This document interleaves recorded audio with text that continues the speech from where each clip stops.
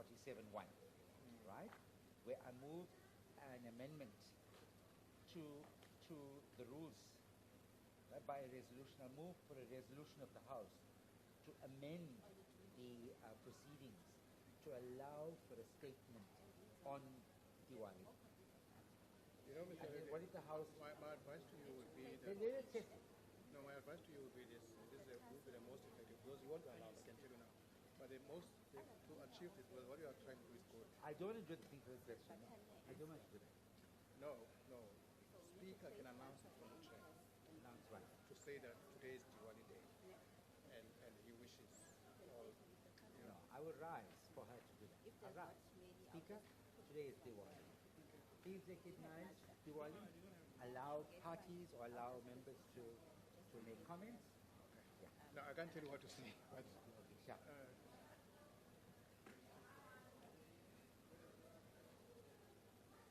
Is the question paper? Is there only one question paper? No, there are extras. Greg, where are those extra question papers? Question papers. What are they? Again, question. I saw people anyway. Yeah, they do have extras. okay, thank you. Are you sending question paper? There at the back. One more. Okay.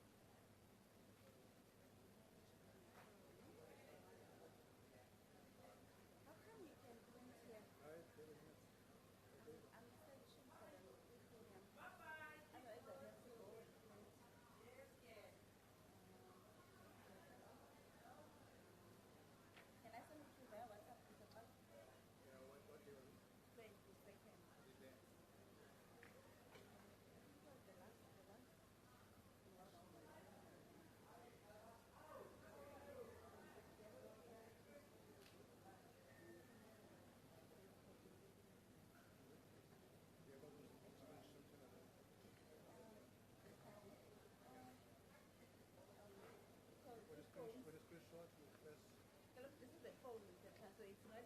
How do I screenshot this one? Screenshotting on a phone. Can you take a picture?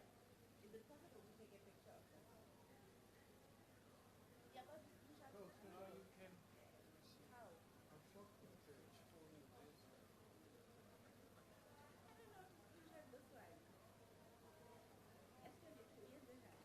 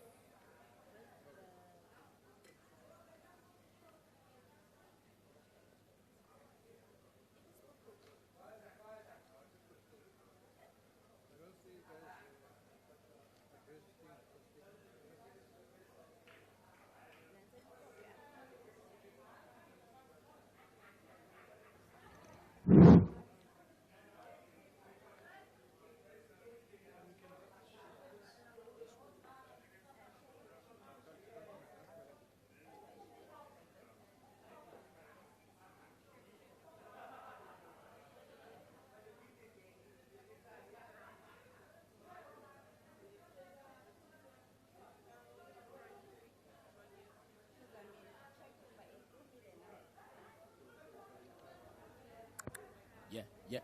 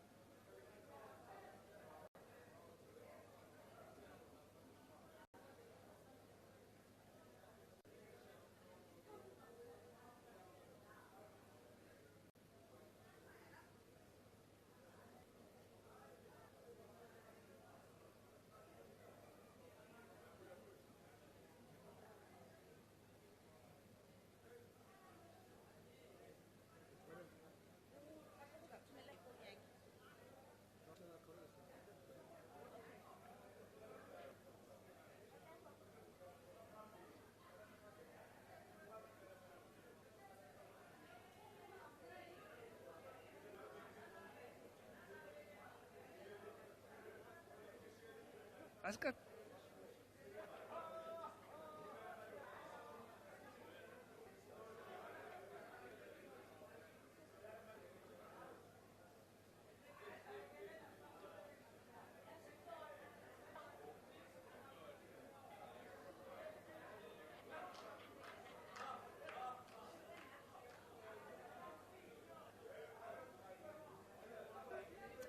One, two.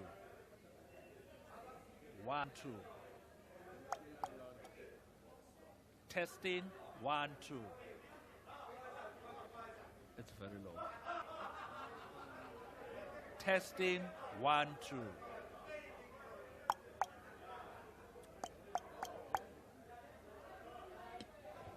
Point of order.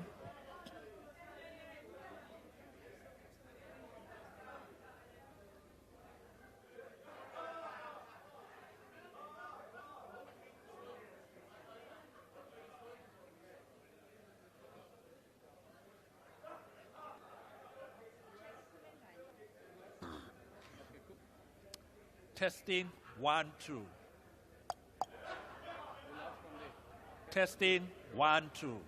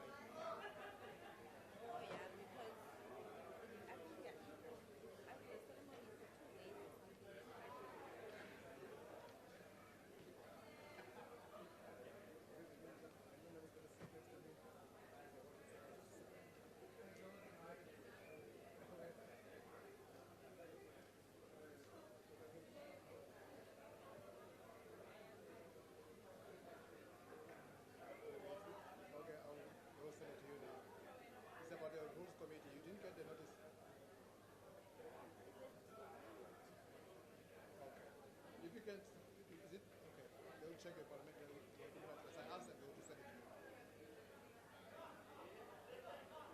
Gmail. All right. We send it at gmail.com. All right.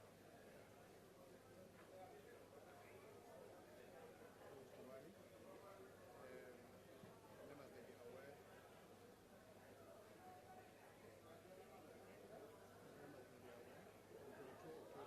As member, how do you refer to it? If you stop here, you put S. Okay. As Members be aware. may be aware. Yeah. On 22nd October.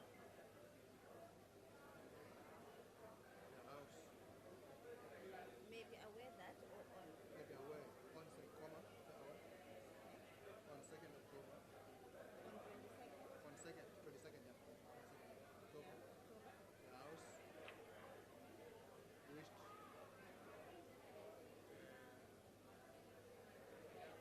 extend this. Okay.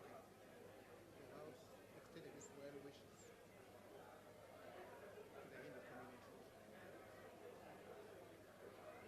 well wishes. To the Hindu community. To the Hindu community.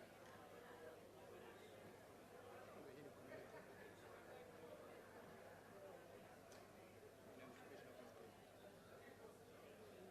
wish to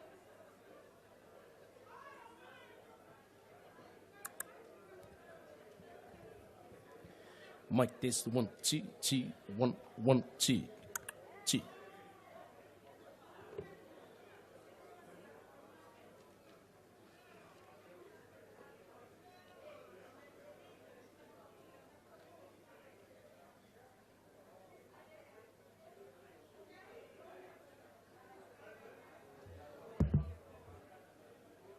Hey, girlfriend, how's it, man? Are you good?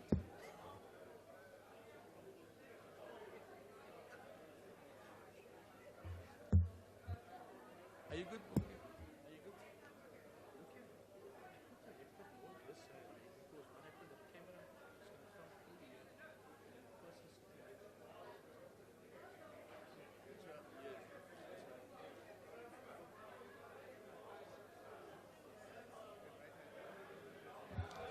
Speaker mic 1 2 2 1 2.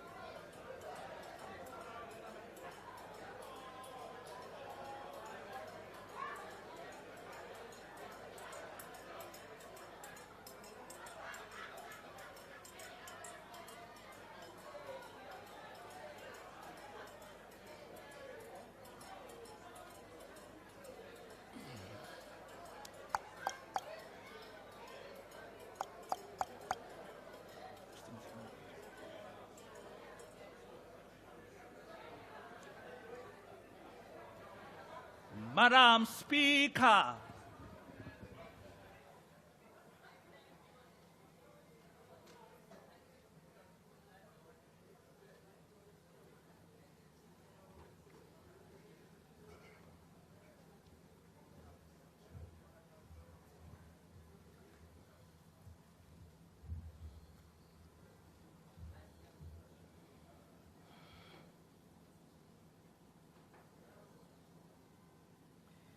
There will now be a moment of silent prayer and meditation.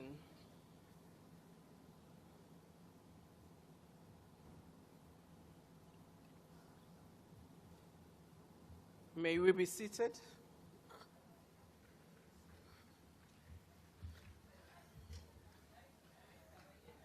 Order. Honorable members, today we must all be friendly because we are celebrating Diwali. As members may be aware, on the 22nd of October, the House extended its wishes to the Hindu community. I wish, on behalf of the House, convey our well wishes to the Hindu community. And I must say that Honorable Reddy also reminded us that we mustn't forget that this is an important day. I thought for him saying so, he might be having some sweets for Diwali to give to this House. That's very small, Honorable Reddy, for all of us. But thank you very much for that reminder, and I'm sure all of us, we wish all members of the Hindu community a happy Diwali today. This means that Honorable Reddy will be good to me, like all members of the Hindu community must be today. Obviously. Thank you very much, Speaker. Agreed. Honorable members, today we are having questions to the Deputy President. The only item on the order paper is questions addressed to the Deputy President. There are 4 supplementary questions on each question. Parties have given an indication of which questions their members wish to pose a supplementary question. Adequate notice was given to parties for this purpose. The members who will pose supplementary questions will be recognized by the presiding officers. In allocating opportunities for supplementary questions, the principle of fairness, among others, has been applied. When all the supplementary questions have been answered by the Deputy President, we will proceed to the next question. The first question, honorable members, has been asked by Honorable M.O. Siate. The question is about sectors of the economy international investors showed an interest to invest in and steps taken to ensure a conducive environment for investors who wish to invest in different sectors of the Republic's economy. Honorable Deputy President.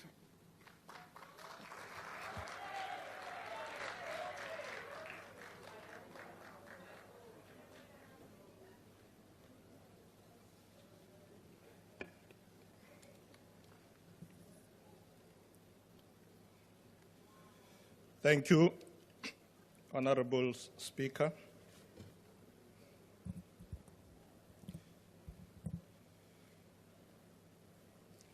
Honorable Speaker, I appreciate and value the question raised by Honorable Siate regarding the recent working visit we undertook to the United Kingdom recently. Following the elections and the formation of the GNU, the world was interested in knowing how are we going to ensure political and economic stability in the country. We have had various engagements in various countries, including in China during FOCAC, and the state visit, and in the US, also the visit led by the President during the United Nations General Assembly. I had the honor Honorable Speaker, to lead a team of ministers, deputy ministers, senior government officials to Ireland and the United Kingdom. The overall aim of these engagements was to reassure the world and investors that our country is stable and open for business. I must say, in all of these meetings, we were warmly received. In the United Kingdom, we met with more than 20 institutional investors who are already investing in our country.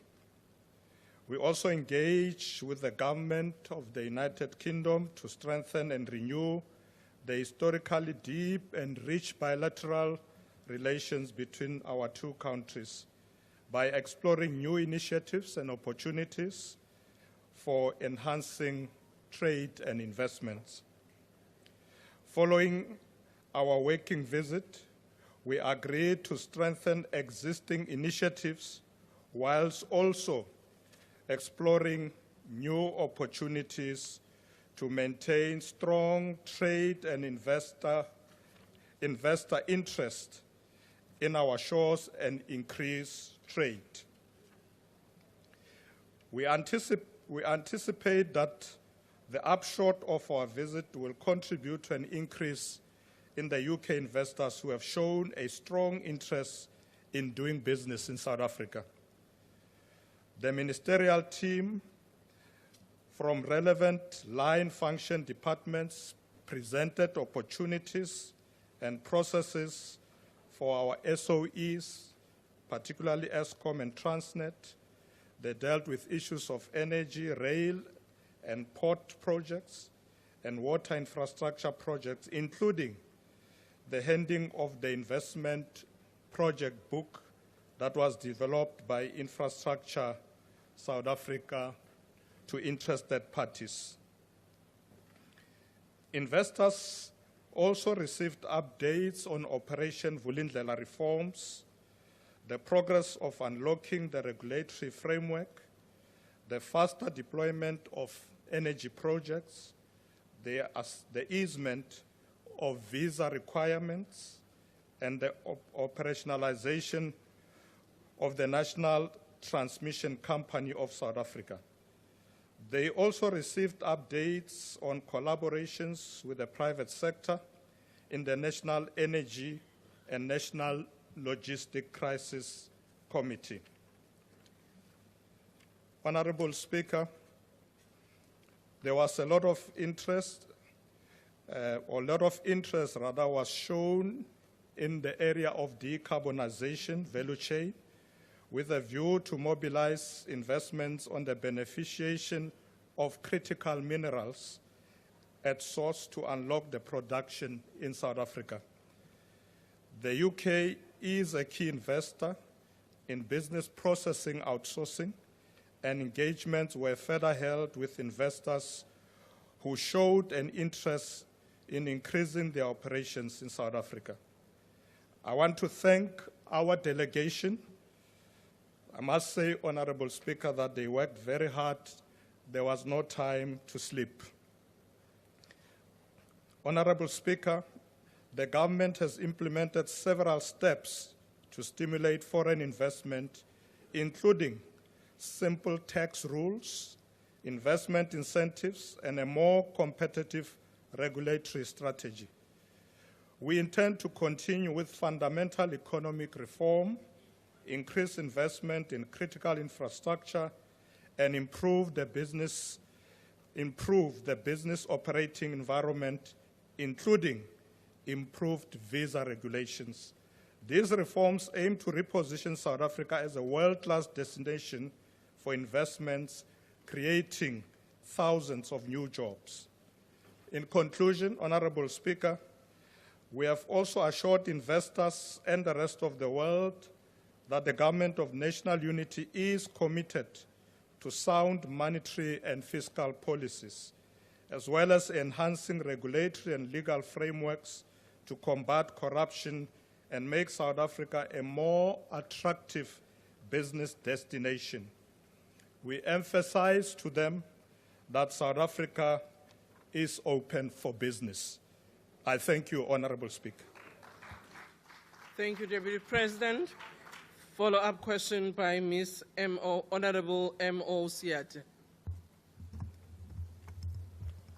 Thank you, Speaker. Given the imperative to pursue the structural transformation of our economy, how will the government ensure that foreign direct investments are directed towards capital projects that promote jobs, industrialization, and meaningful, inclusive growth instead of them being speculative investments? And how will government also ensure that foreign direct investments are used to leverage domestic private sector investment in areas that promote structural transformation? Thank you, Deputy President. Thank you very much, Honorable Siate. We start on the basis that government alone will not be able to achieve our objectives of growing the economy and creating jobs. As a result, we're taking these steps to engage the private sector, particularly also foreign investors who are interested to come and invest in our country. So one of the things we are doing, as I said, Honorable Siate, is to ensure that we deal with the ease of doing business. And through Operation Vulindlela, that's exactly what we are doing, to relook at our visa regimes so that those investors that are interested to come here are able to do so with ease. We are also ensuring that the regulatory frameworks throughout government are also friendly for investors who are able to come and invest here.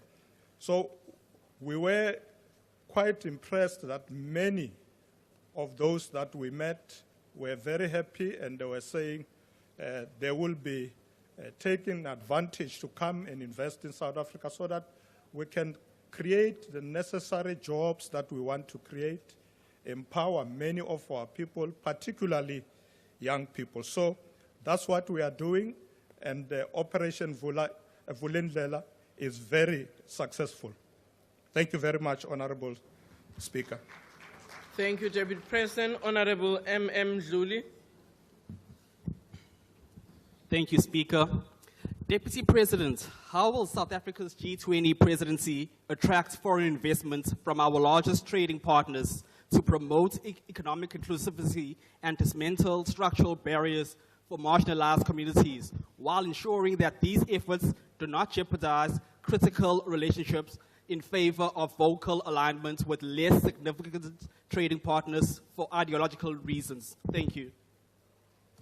Deputy President. Thank you very much, Honorable Ndluli. South Africa will assume the presidency of the G20 on the 1st of December this year. As you know, that currently it is Brazil, and Brazil is now finalizing. There is a summit now in November in Brazil, which will conclude the presidency of Brazil.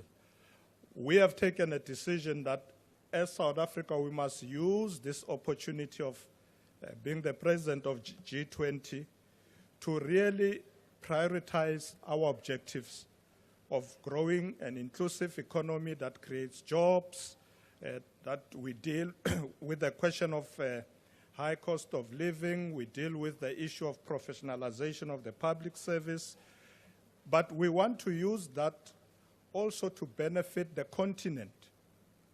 So what South Africa will do will ensure that as we chair the G20, we benefit the entire African continent. So we're looking at programs of infrastructure. Honorable members will know that when leaders of various countries come here, they come with huge delegation, including business people, and therefore they look for opportunities. But we will make sure that there is sound infrastructure to be able to ensure that people can have meetings throughout the country. We have decided that we will not concentrate our meetings in one place so that we can benefit the entire country, all the provinces. Thank you very much, Honorable Speaker. Thank you, Honorable Nkwakwa. Thank you very much. According to the UK Department of Business and Trade's publication on trade and investment fact sheets dated the 18th of October. Honorable Nkwakwa, if you can just come closer to your mic. Ungasondeza nje umlomo wakho kuyo. Ndingakuvumela kokwangoku. Enkosi. According to the UK Department of Business and Trade's publication on trade and investment fact sheets dated the 18th of October 2024, recent South Africa was the 29th largest trading partner in 4 quarters to the end of Q1 2024, accounting for 0.6% of total UK trade. President. However, recent data reveals a concerning trend in trade between South Africa and the UK, where, for example, there has been a decline of 7.6% in that overall trade, including 11.3% decline in our exports to the United Kingdom. This substantial drop in figures, President, may be attributed to various geopolitical factors. Can you please summarize your time? Impacting the global landscape. The question is, as we seek to grow our rather stagnant economy, what strategies are being implemented to address, 1, economic, policy, institutional, and capacity constraints? Your time is up, Honorable Member. Growth and competitiveness with respect to this Deputy President. Thank you very much, Honorable Speaker. Thank you, Honorable Kwankwa, for the follow-up. It is true that trade between us and the UK has declined. It's not only the UK. In many other countries, particularly after COVID-19, we saw a decline in trade in many of the major trading partners that we trade with. And that's the reason, Honorable Nkwakwa, that we undertake these trips to go and revive many initiatives. Many of you will know that we have had a long relationship, good relationship with the United Kingdom of Great Britain for many years, and we have been regarding them as one of our important trading partners. We're not going to end there. We're also looking at other countries where we can go and revive trade once more. Interestingly, Honorable Speaker, is that many people out there want to come and reinvest. So, Honorable Nkwenkwa, you will see that trade will start increasing once more, once we make it easy for people to come and do business here. And as I said, through Operation Vulindlela, we are attending to many things that would have deterred people to come and invest in South Africa. So yes, trade had declined, but we are doing everything in our power to ensure that we revive trade with the UK and the other trading partners in other parts of the world. Thank you very much, Honorable Speaker. Speaker. Thank you. Order, honorable members.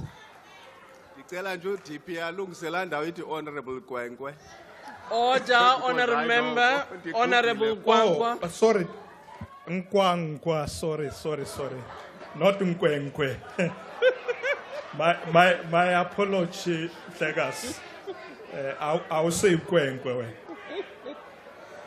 Order, honorable members. Can we now move to the next supplementary question by Honorable L.W. Mahlatsi?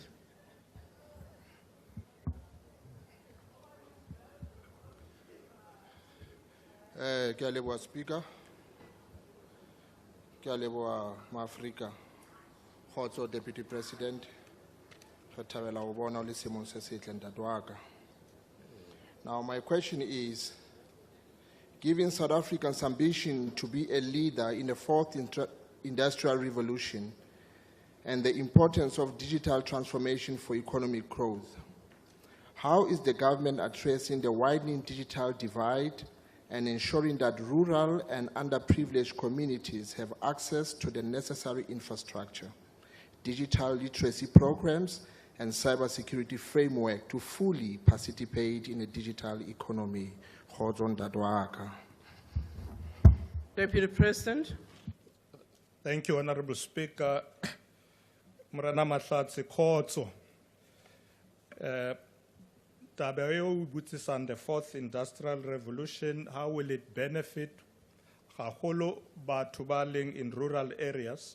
Already we have a program that is driven by Department of Communication that is ensuring that we roll out digital communication in the rural areas as well.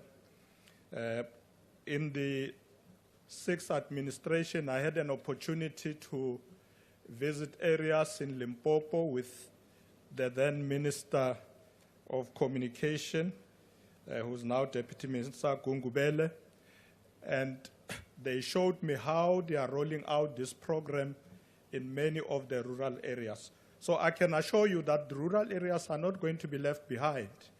So as we intensify the industrial implementation of the fourth industrial revolution, we digitize not only in urban areas, but also in those rural areas, in the farming communities. Infrastructure is being rolled out to those areas as well. Thank you, Deputy President. We now move to the second question, question number 8, which has been asked by Honorable J.S. Peterson. The question is about reasons for sourcing critical skills externally, and also asking what measures are being implemented to upskill and prepare South Africans in critical sectors of the economy. Deputy President. Thank you, Honorable Speaker. This issue of critical skills raised by Honorable Peterson is one of our important priorities currently. According to Operation Vulindlela report of the work visa review published by the National Treasury in 2023, South Africa's available labor supply does not match demand from companies that are essentially looking to employ management-level personnel, professionals, engineers, technicians, science, math educators, as well as IT experts. This means that in the short term, we must source the requisite high-level skills internationally to support economic growth. Therefore, one of the reasons we source these critical skills on the critical skills list from outside the Republic is because the skills that are offered within the country, as I said earlier, do not always match market requirements. Consequently, we are implementing various measures to revolutionize our skills offerings. When the South African labor market is unable to generate skilled individuals in the short term, the critical skills list serves as a tool to provide a critical skills visa to foreign nationals with skills in areas with significant domestic shortage. In response to these challenges, government is promoting the use of the critical skills list in career development for young people, updating its website to showcase occupations in demand and shortages, providing description pathways and program costs, and communicating the list to universities and TVET colleges to prioritize the program and qualifications. Furthermore, South Africa has implemented various policies and strategies and initiatives to address skills development to bridge skills gaps in the country.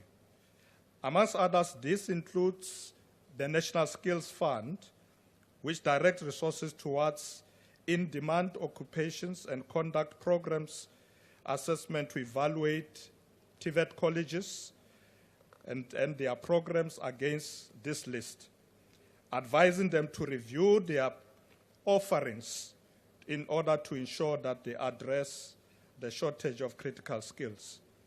The Employment Services South Africa, ESA, has on its database, if you look at its database, they ensure that they match these skills with job seekers and the job opportunities that are there. They look at bursary offerings, learnerships, and other training options. Both the industry and the South African government have crucial roles to play in spearheading skills initiatives to address the skills gap. Honorable Speaker, we are also implementing the HRD strategy, which aims to address global competition, poverty reduction, and inequality by accelerating development to match supply and demand for a skilled workforce. This strategy includes high and intermediate skill development, supporting large-scale employment growth through skills training, particularly at lower level. We are also addressing the digital skill shortage by offering training opportunities through technical and vocational education training colleges. These courses focus on practical digital skills like computer training, program software development, networking, and cyber security. In line with the vision of our National Digital and Future Skills Strategy, we are ensuring that the South African community becomes digitally adaptive to ensure digital inclusivity for future generations, making them employable. As I conclude, Honorable Speaker, addressing skills deficiencies and implementing human resource development programs can strengthen the South African economy. By investing in skills development and fostering strategic partnerships, the country can contribute to workforce growth and avoid reliance on outsourced skills from abroad, ensuring increased local employment rates. This is what we want to achieve in the long term, Honorable Peterson. We call on all industry players to collaborate with government agencies, education institutions, and also non-profit organizations to develop and deliver skills training programs, particularly tailored to the needs of the South African economy and the South African labor market. Honorable Speaker, I thank you. Thank you, Deputy President. Honorable Peterson. Thank you, Speaker. Thank you, Deputy President, for mentioning the proposed plans from government. Are there set timelines for the skills development to educate our South African population, especially in rural areas, and then absorb them into the workplace? Thank you. Thank you, Deputy President. Thank you very much, Honorable Peterson. Honorable Peterson, in fact, these programs are already been rolled out as we speak. As you may be aware that we've also came up with a number of initiatives driven from the presidency. Your presidential youth employment intervention initiatives are already in place.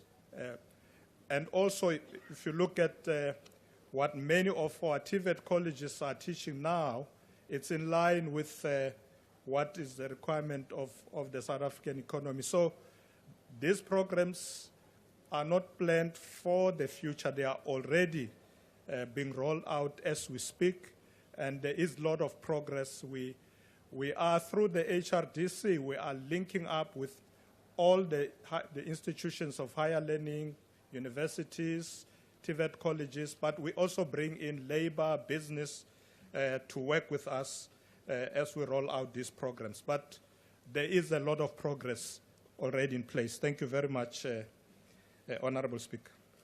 Thank you, Deputy President. Honorable PM Maneli. Okay. Thank you, Speaker. Thank you, Deputy President, for your comprehensive response. Could you please provide a concise analysis of the metrics and benchmarks that are used to evaluate effectiveness of all these government interventions that you've spoken to that are aimed at reducing youth unemployment in particular, as you would have alluded to? And thank you, Deputy President. Thank you very much, Honorable Maneli. As I indicated that the President set up the Human Resource Council, which is tasked with implementing the Human Resource Development Strategy, which is the committee that I chair, and we bring in the private sector. We also bring in NGOs and the trade union movements. We are able then to be able to share information of what is happening throughout the country. Both the ministers of basic education and higher education also sit in that institution and they give reports. So we are able to measure progress and see whether our interventions are working. We're also working with other departments as well, particularly those that have to do with labor and employment, to also be part of these initiatives. I must say that this intervention was very important, particularly because the private sector, being part of this as well, have been able to bring the necessary resources to match us as we ensure that we roll out this program of critical skills. So we are monitoring it through this HRD Council, but also we do use the institutions that reports to the President to be able to measure progress and ensure that where we feel that there isn't enough progress, we do intervene. We visit universities and colleges and ensure that we can work with all those institutions. So there is a lot of progress as we speak. Thank you very much, Honorable Speaker. Thank you very much. Ilunga elihloniphekile umnumzane SL Ngcobo. Thank you very much, Honorable Speaker. Honorable Deputy President, given the pressing need for critical skills and challenge of high unemployment, what specific steps will you implement to integrate foreign trained South African doctors and dentists who, despite completing Department of Health sponsored training abroad, are unable to practice domestically due to regulatory barriers? And how will your approach address both the skills gap and their employment needs, as shown in the demonstrations we have just seen in Pietermaritzburg and Durban and the other areas in other provinces? Thank you, Speaker. Siyabonga, Sekela Mongameli. Thank you, Honorable Speaker. Masibonge, Honorable Ngcobo. We have noticed this problem that some of our young people who trained abroad have a difficulty to access employment in South Africa, whether it's dentists or doctors. In fact, we've realized that because some of them study in countries like Cuba, etc., and when they come back home, the requirement at home that you must still then do another 18 months in the South African university. So it actually takes long for them to be able to get into the job market. And that's something that we are looking at, as I said earlier, let me not repeat myself too much, but Operation Vulindlela, amongst others, is looking at all these constraints, because some of the things have to do with structural reforms that we are currently dealing with to ensure that all the students who come from universities, not only those who come abroad, should be able to access the job market easily. One of the things we are doing, we realize that there's a lot of shortage of doctors in rural areas. So some of the students that come back, they get deployed by the Department of Health to go and practice in the rural areas once they've completed their program. In South Africa, as I said, it takes about 18 months as we speak. So certainly, Honorable Ngobo, in those areas that you are worried about in KZN, we should be able to access those areas, make sure that these young doctors also go and practice in those areas. We will engage with the Department of Health to ensure that this actually happens. Thank you very much, Honorable Speaker. Thank you, Deputy President. Honorable V. Zungula.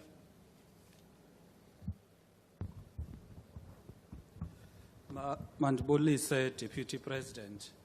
Mr. Deputy President, the government has had over 30 years to skill South Africans in order to eradicate unemployment and poverty.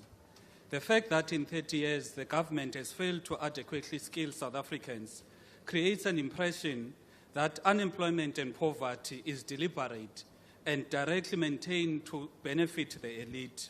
It is deliberate to ensure that South Africans live from hand to mouth and their primary occupation is to get their next meal. Because if South Africans aren't hungry and poor, they would fight for meaningful change where the land is restored to the rightful owners, the commanding heights of the economy benefit the people, and the mineral wealth of the country is owned by the people. Would you agree, Mr. Deputy President, that the lack of key skills development and overlooking, particularly of black South Africans, for decent paying employment is a tool that is used to keep the masses away from fighting for meaningful transformation, keep them at the mercy of the ruling elite, and sustain a culture of state dependency where self-determination is impossible? Thank you. Thank you, Honorable Deputy President. Thank you very much, Honorable Speaker. Honorable Zungula, indeed, many of us are concerned that 30 years is a lot of time. And that's why you'll hear in most cases when we indicate what we deal with, we do emphasize the issue of agency to accelerate these interventions. Of course, some of them would not be easily achieved overnight. As some people would say, Rome was not built in one day. So there's a big challenge to achieve. These are huge objectives and targets we have set for ourselves. We don't want a situation where, because of lack of skills, young people are then abused. But certainly I can assure you that it's not an intention of our government to keep young people unskilled. In fact, the truth is the contrary. We want all these young people to be skilled and to be skilled quicker to be able to get into the job market. To the extent that there may be abuse also in the private sector because they don't have appropriate skills, is something that we will look at. And I'm happy because, as I said earlier, the private sector is working with us through the Human Resource Development Council. Young people must be educated, must be skilled, and given the opportunity to be able to work with us to build this country, build this economy, and not left to become part of what people sometimes call unemployed graduates. We don't want to have unemployed graduates. But thank you very much for this question, for being concerned about the issue of skilling young people. Thank you very much, Honorable Speaker. Thank you, Deputy President. Question number 9 has been asked by the Honourable Moore. The question is about steps that have been taken by the Water Task Team to ensure that municipalities are able to immediately implement the recommendations made by Rand Water, particularly that the water storage in Gauteng will soon be depleted if municipalities do not implement the recommendations. The Honourable Deputy President. Thank you very much, Honourable Deputy Speaker. As we always say, water is life. Thank you, Honourable Moore, for raising this important matter. I've had discussions with ministers of water and sanitation regarding the water challenges in the country, especially in Gauteng. Many of you would probably be aware that the Minister of Water and Sanitation has also convened urgent meetings with the provincial government of Gauteng in this regard, and critical measures as we speak are currently being implemented to ensure we do not reach a stage where adequate supply of water becomes a crisis in Gauteng. The Water Task Team is also monitoring the implementation of measures to ensure that municipalities are able to immediately implement the recommendation made by Rand Water to avert water depletion. The reasons for the water supply disruptions in the Gauteng province has been identified as the high levels of leaks in municipal water distribution systems and high average consumption levels by residents. In addressing these challenges, the following measures are currently being implemented. The Department of Water and Sanitation, Rand Water, and Gauteng metropolitan municipalities have set up a task team or a technical team to monitor water shortages and municipal consumption. Second, the Department of Water and Sanitation is also engaging with the municipalities to encourage them to address the leaks in their water distribution system and address also illegal connections. The third, as a next step from the level 1 water restrictions that are currently being implemented by municipalities, the Department of Water and Sanitation is working together with the Gauteng provincial government to encourage municipalities to put in place level 2 and level 3 water use restrictions and also to enforce them.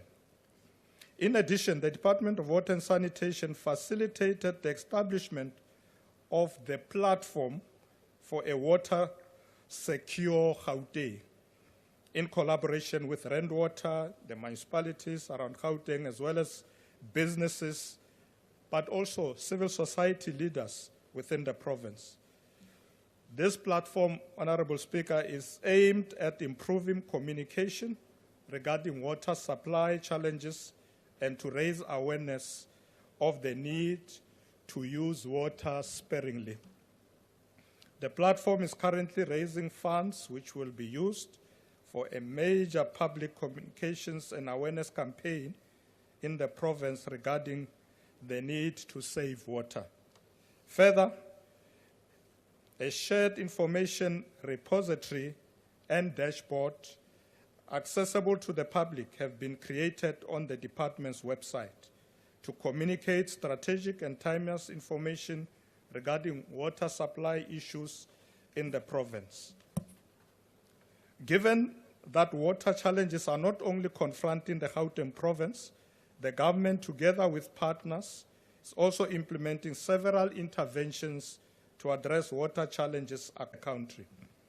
In this regard, the Department of COGTA, in consultation with National Treasury, have commenced with the conversion of the municipal infrastructure grant from Schedule 5B to a Schedule 6B to address the challenges faced by municipal infrastructure grant receiving water service authorities in respect of repairs and maintenance of their wastewater treatment works, and also associated infrastructure.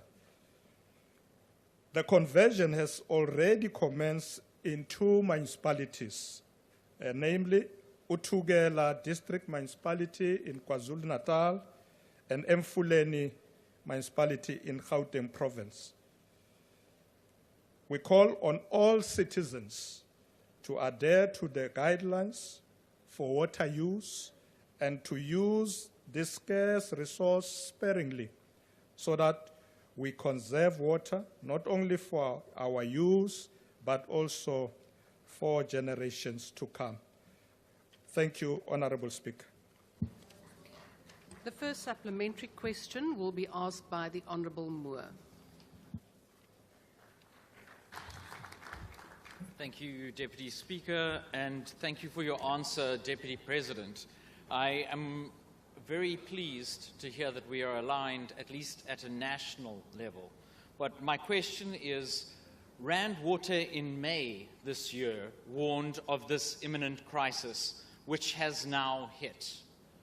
Why has the Deputy President not taken the Gauteng MEC for COGTA and the Premier to task for not acting on this over the last 5 months? And if the Water Task Team cannot avert such crises like this, is it an effective structure or should its mandate be revisited? Thank you. The Honourable Deputy President.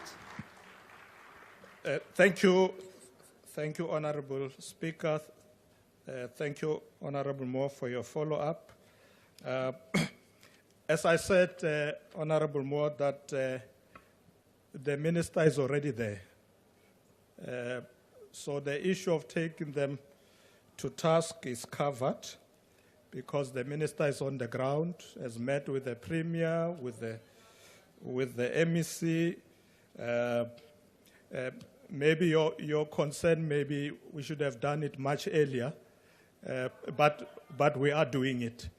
So everybody understand that they need to work with national to ensure that we pull in the same direction. We don't want provinces not to adhere to these important provisions, but the Minister is there. Thank you very much, Honourable Speaker. The second supplementary question will be asked by the Honourable Montana. Thank you, Deputy Speaker. Inhlekane, Deputy President. We've been reminded many times that South Africa is a water scarce country and that we should do everything to preserve this precious resource. However, Deputy President, I want to emphasize that many of the problems we face in this field are due to failure of policy and poor management rather than scarcity.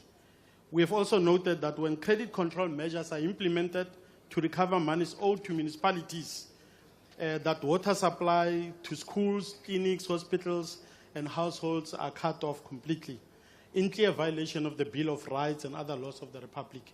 Water is a basic human right. What steps will the Deputy President and his task team take to ensure, one, that water supply to schools, clinics, and hospitals are never cut off under any circumstances, and two, the minimum water requirements for households is upheld at all times when credit control measures are implemented? Thank you. The Honourable Deputy President. Thank you, Deputy Speaker. Akensa Tatan Mondan. The reason why the President set up the water task team is precisely to ensure that we address these issues. You are spot on that there is a situation where some municipalities are not paying these water authorities. But we've also discovered that water infrastructure in many parts of our country is very old indeed and needs to be revamped. So the water task team is looking at these issues. The problems will be different in different provinces, but in the main, you will find that indeed there is old infrastructure that needs to be attended to. Together with the ministers of water and of COGTA, we are looking at this issue of payment. Some of the municipalities will say, well, we can't pay rent water or some of these water authorities because citizens are not paying. Or sometimes even businesses are not paying. So we need to enforce this culture of payment so that the municipalities are able to pay the water authorities so that we should not even think about rationalizing or think about cutting water supply. But certainly, you are quite right. We will talk to municipalities. Schools, hospitals are very important, and we must ensure that they always have the water they need. South Africa is a water-scarce country, but we do have water in many of our dams. But the challenge sometimes, Honorable Montana, is actually reticulation. And that's something we are addressing. When I was with Minister Majodina in Limpopo, we found that the Nandoni Dam is full, but some of the villages nearby were not getting water because of reticulation. So the water task team is going to ensure that these issues remains a priority of its work as we crisscross the country and go into various provinces and municipalities. Thank you very much, Honourable Deputy Speaker. The third supplementary question will be asked by the Honourable Thring. Thank you, Honourable Deputy Speaker. Mr. Deputy President, only 13% of our 257 municipalities received a clean audit for the 2022-23 financial year. Additionally, 59% of our municipalities were insolvent as at September 2022, and the vast majority do not invest in the basic amount required for infrastructure repairs and maintenance, including water infrastructure. Furthermore, the Vaal, Central and Magalies water boards are at the risk of bankruptcy, and the water tanker mafias are allegedly sabotaging water infrastructure.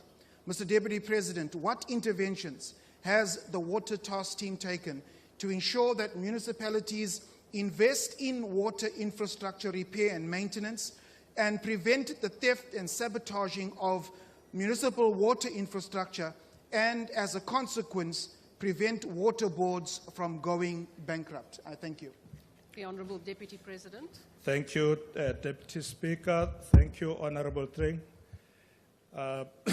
Yes, as I said earlier, this matter is on top of our agenda. The reason why you have leaks is because of not much maintenance or not even reinvestment in this infrastructure. So you're quite right. Some of the municipalities are not investing much in this infrastructure, and some of them will say, well, it's because we don't have the resources. So we are looking at this matter now right from national government level. In fact, one of the things that myself and Minister Majodina have been doing of late was to harass the Minister of Finance and say we need resources to assist in municipalities to sort out the problem of water, because some of the municipalities don't have a good tax base. So you can say to them and scream to them and say, fix the pipes, maintain, and they say, well, we don't have the money. And I must say the minister was very positive and said one of the things that they are going to look at is that we should indeed attend to this issue. Of course, the water mafias, they thrive when you have these challenges, because then they come with their trucks and then they can sell water to people.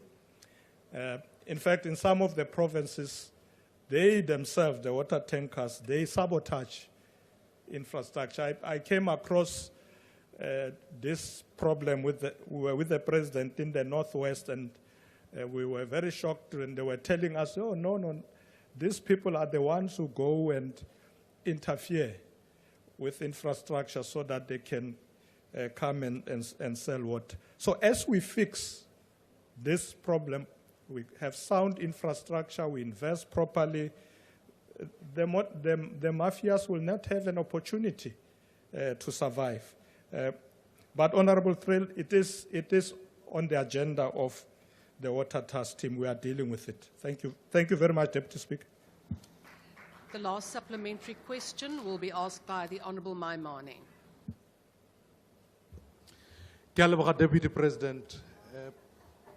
Bagaitso, I think it's important to note the fact that, as was the case with load shedding, so will be the case with water shedding. Already you are announcing restrictions, and restrictions eventually turn to water reductions. As we saw with ESCOM, now we don't have load shedding, but there are poor communities who are still stuck with load reduction. My question, therefore, Deputy President, is in reading our adjusted budget, it says that actually no mega regional infrastructure projects have been completed. It makes it quite clear that even only 30 of the annual targets of 112 small projects funded through water services were only completed, and no district municipality has developed the targeted 5-year water and sanitation reliability plans. I dare say, Deputy President, you don't just have a water shortage problem, but you've got a capacity problem at municipalities. My question to you is, would you support a water infrastructure fund so that we don't end up with poor people without water? Because it's going to be a divisive issue. Thank you, Honourable Member. The Honourable Deputy President. Thank you very much, Deputy Speaker. Mohaitsu Dumel.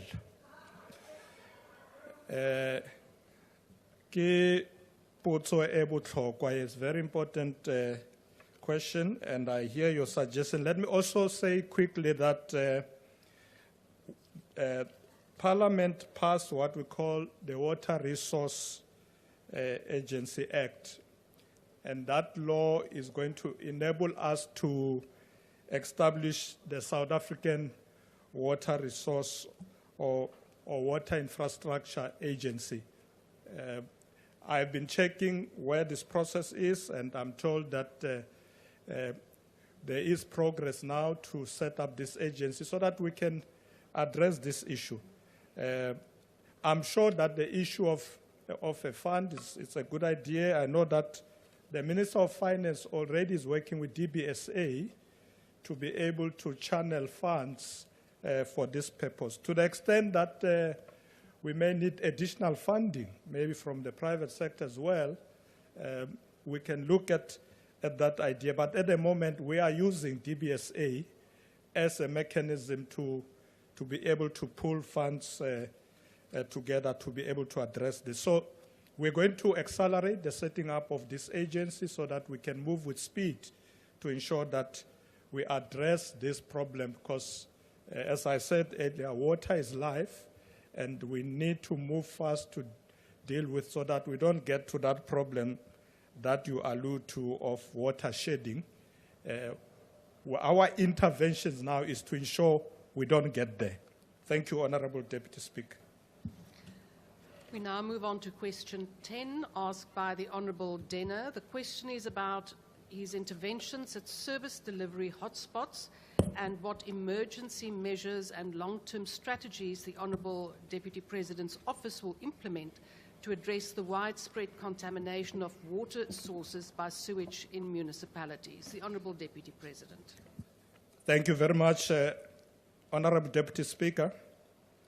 This issue raised by Honourable Denner is troubling many people in our country or in our communities. Since the establishment of a service delivery task team, we have been engaging with both the Department of Water and Sanitation, COCTA, to intervene in service delivery hotspots. In this regard, I've had a meeting already with Ministers Majodina and Hlabisa, after having met and worked with their predecessors on how best we can deal with the challenges of water and service delivery in municipalities. Honorable Deputy Speaker, since then, there has been steady improvement in the number of areas. According to assessment by COCTA in 2023, the number of stable municipalities has now increased from 30 in 2022 to 61 across the country now. Further, the number of municipalities identified as being in distress have decreased from 66 in 2022 to 34 in 2023. We have received reports on severe water and sanitation infrastructure challenges faced by communities in the Free State, many of the Free State municipalities. In the main, the lack of maintenance, which I alluded to earlier, and upgrading of existing infrastructure is actually the cause of widespread contamination of water resources by sewer spillages, particularly, as you said, in the Vaal River system. To this end, the Department of Water and Sanitation has opened criminal charges against some of the municipalities who are involved in acts of pollution and other environmental damages. These charges are at various stages of investigation by the law enforcement agencies. Furthermore, the Department of Water and Sanitation has issued directives to various municipalities for failing to comply with the relevant standards in the processing of effluent from their wastewater treatment works. Special attention is being given to municipalities such as Mafube, Malutia Pofu, Mangaung, and Metsi Maholo. Water intervention steering committees have been established in these areas to tackle pressing issues of water supply and sanitation. Among other interventions or intervention measures, the Free State Provincial COCTA has allocated an amount of about 5 million rand towards the construction of emergency sewer ponds at a place called Frankfurt to ease the plant not to pollute the Vaal River during power failures. Progress to address the sewer spillages into the Vaal is closely monitored by the Department of Water and Sanitation. Madam Deputy Speaker, when delivering her maiden budget vote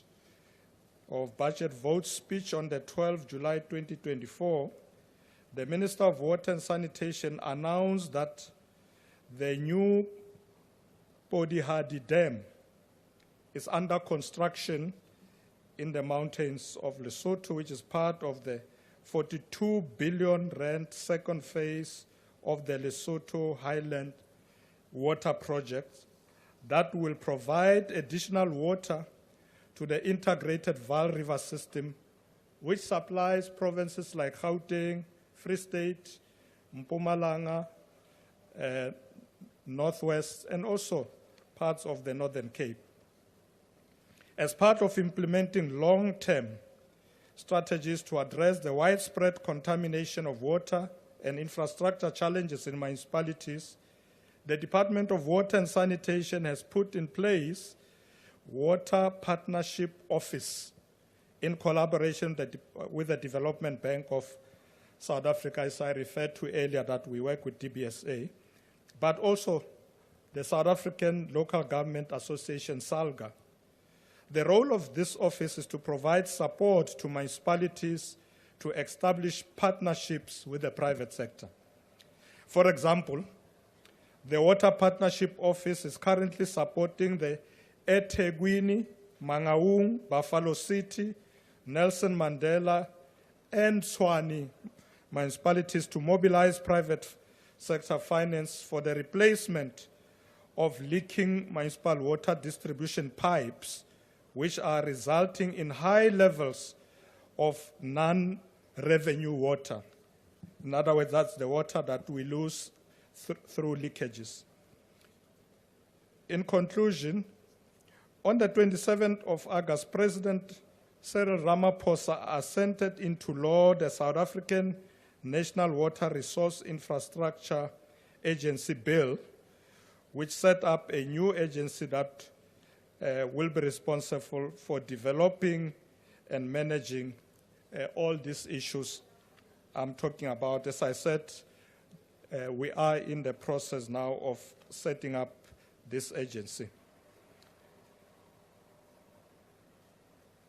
Honorable Deputy Speaker, we call on all municipalities, especially those on the banks of the Vaal River, to urgently prioritize repairs and maintenance of their water treatment works and associated infrastructure in order to avoid further pollution of our water resources. I thank you, Deputy Speaker. The first supplementary question will be asked by the Honourable Benner.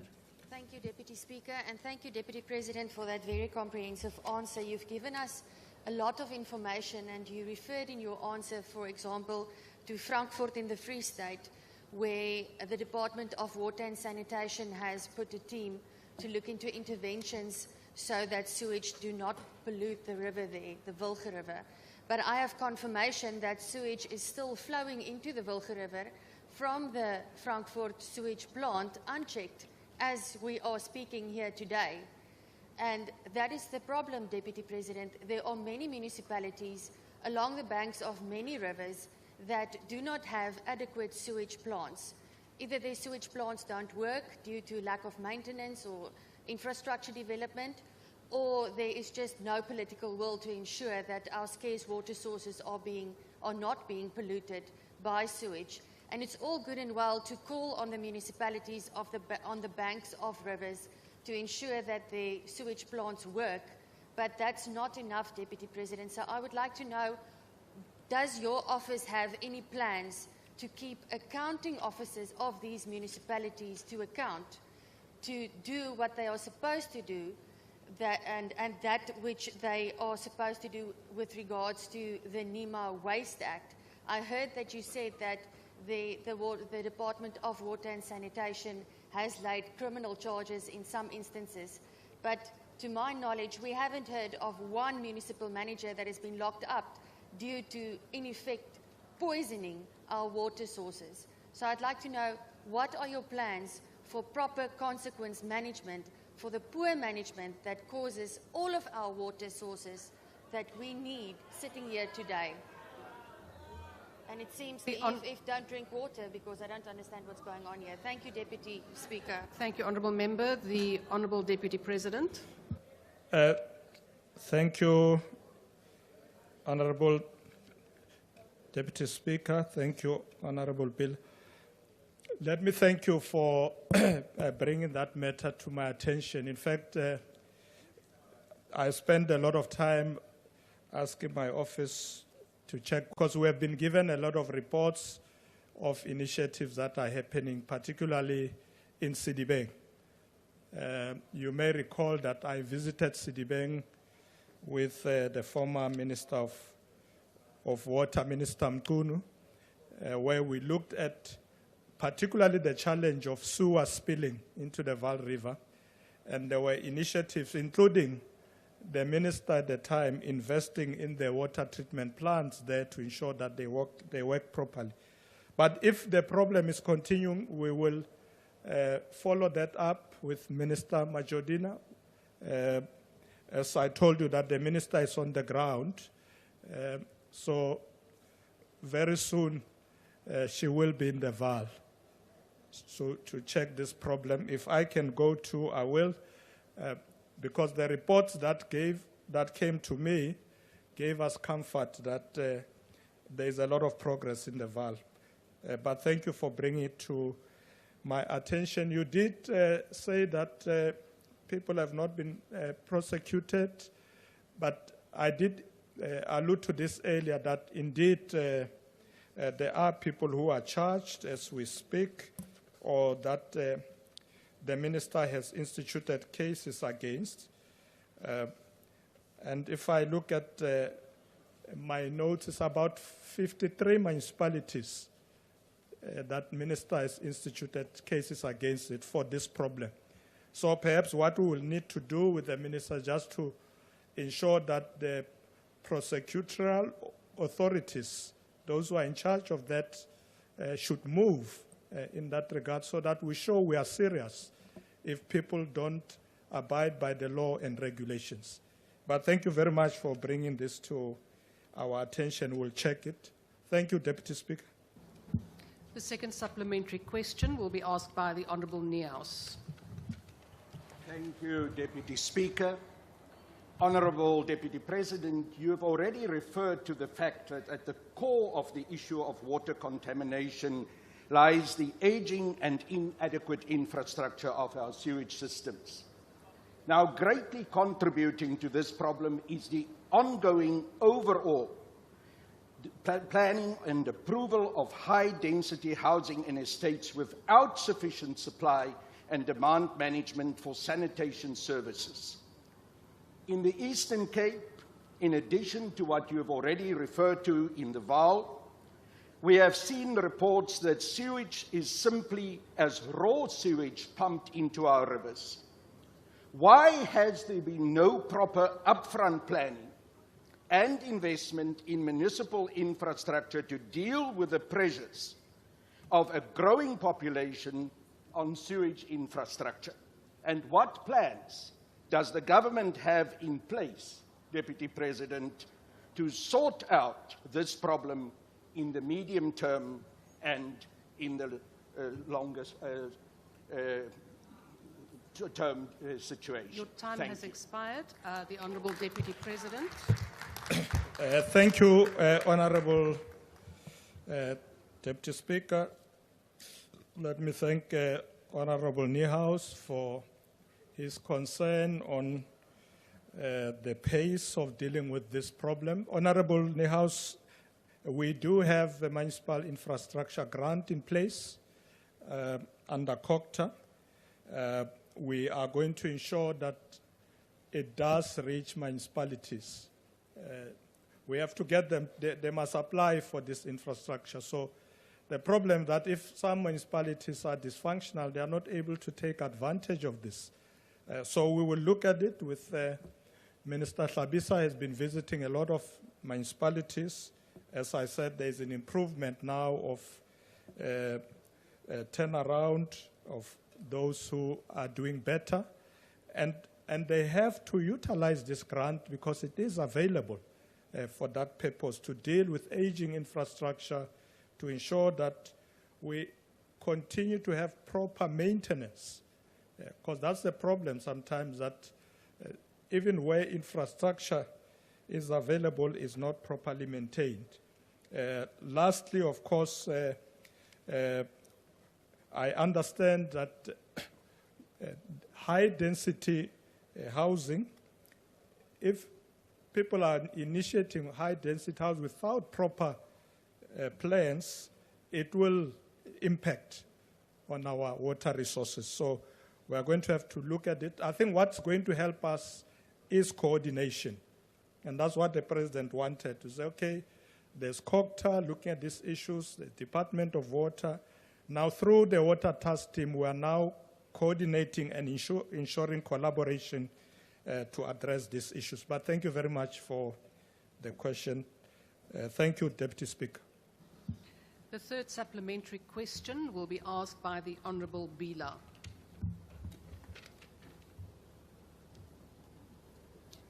Nakensa Shandlasha Speaker, Shandlasha President Watiku Ishikani. Aye. Deputy President, to have an effective and efficient sewage system which upholds the dignity of all South Africans, municipalities and social partners should work collaboratively. Municipalities should develop the required infrastructure and routinely maintain it. And the community needs to ensure They do not throw objects that create blockages in the system and ensure there is no vandalism. Incidents of finding stillborn children, solid objects, and animals have been occasionally found. What measures will the Deputy President implement to contribute to changing social behavior to support the good functioning of our infrastructure development? Nakens.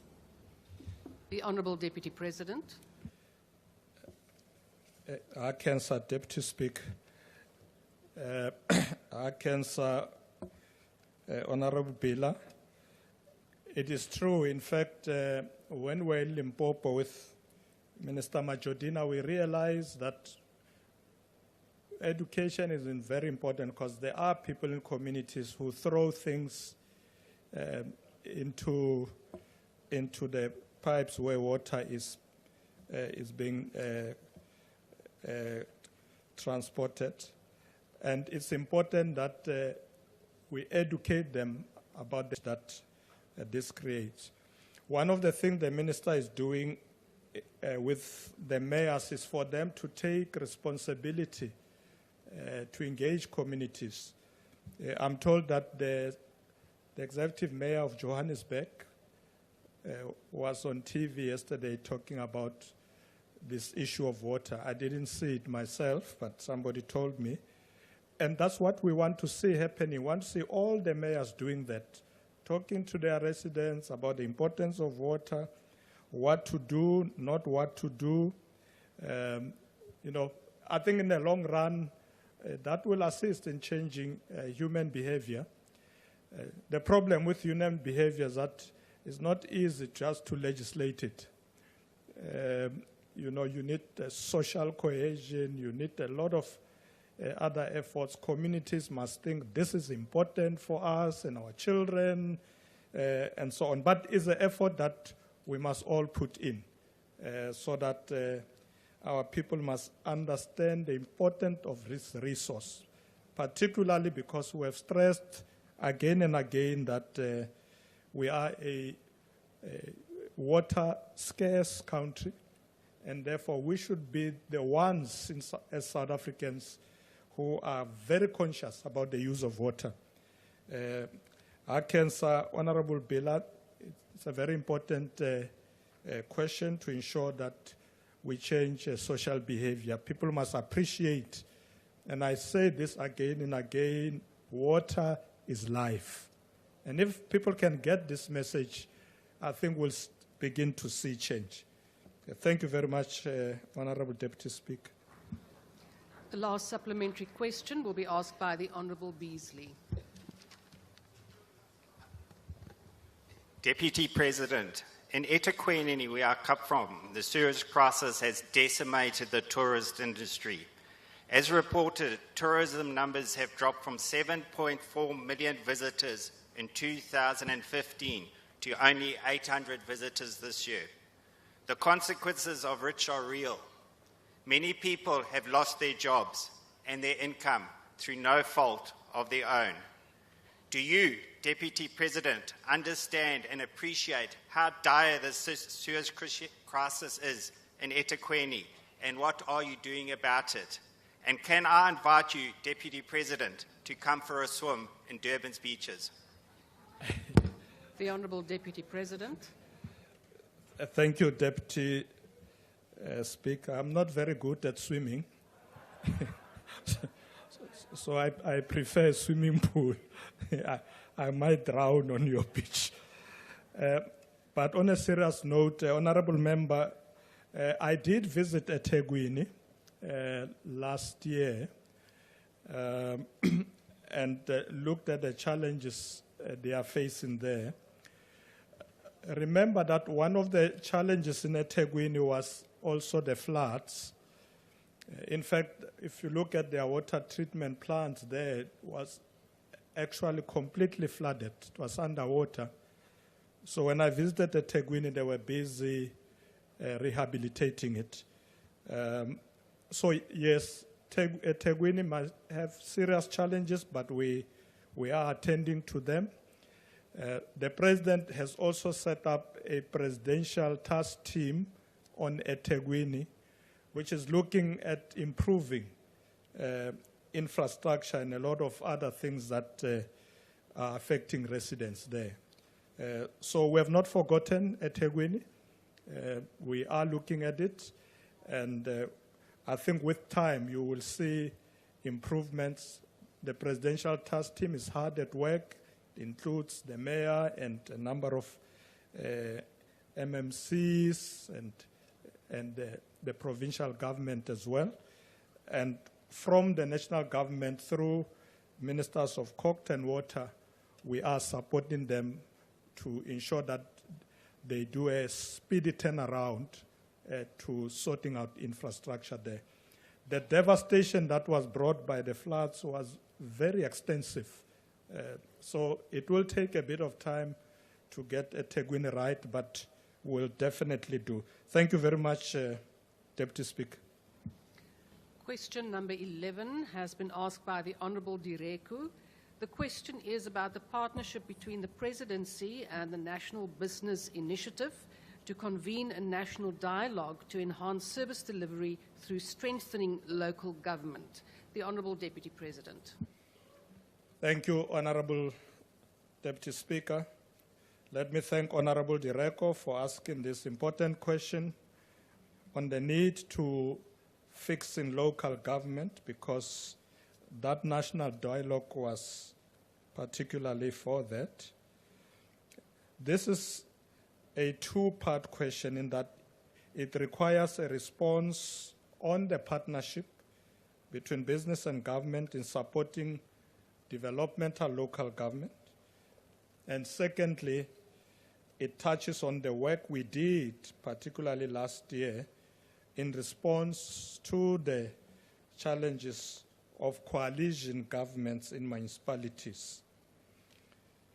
Honourable Deputy Speaker, on the 17th of April, the Department of Cooperative Governance and Traditional Affairs, COCTA, in partnership with the National Business Initiative, NBI, convened what was called Thought Leadership Dialogue, which I had an opportunity to address. And this was about strengthening local government as a convergence point of service delivery.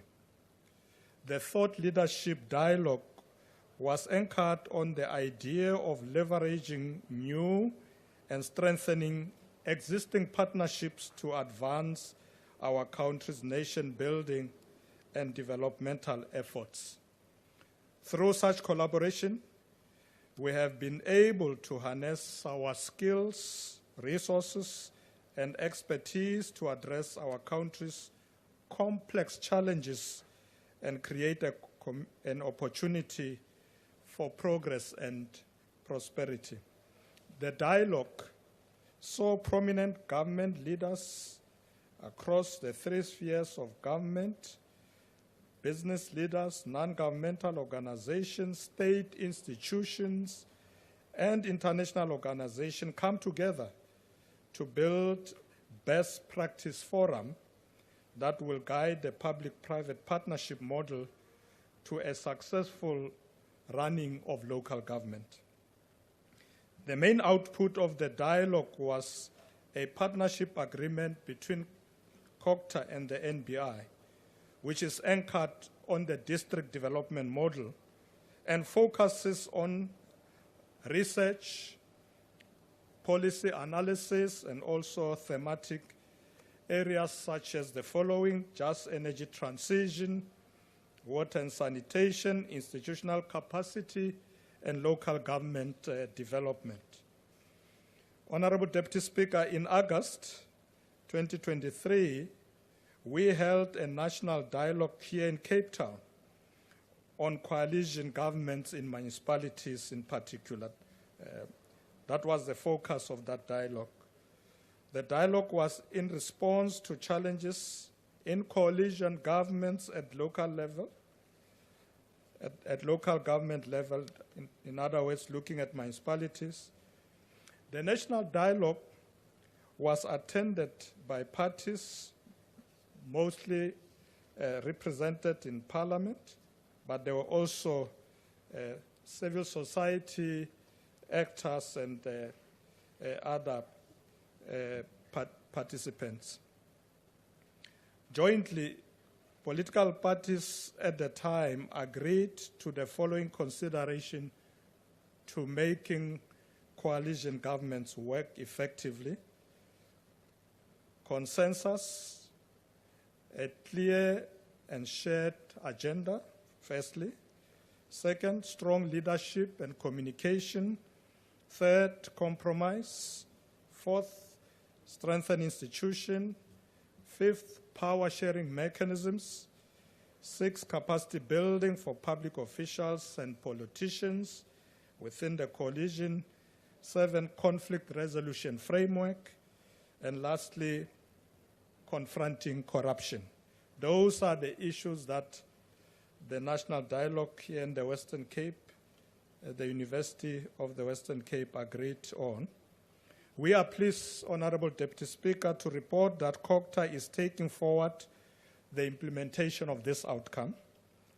Through our collective effort, both in the public and private sector, we will continue to work together to strengthen local government, empower communities, and improve service delivery.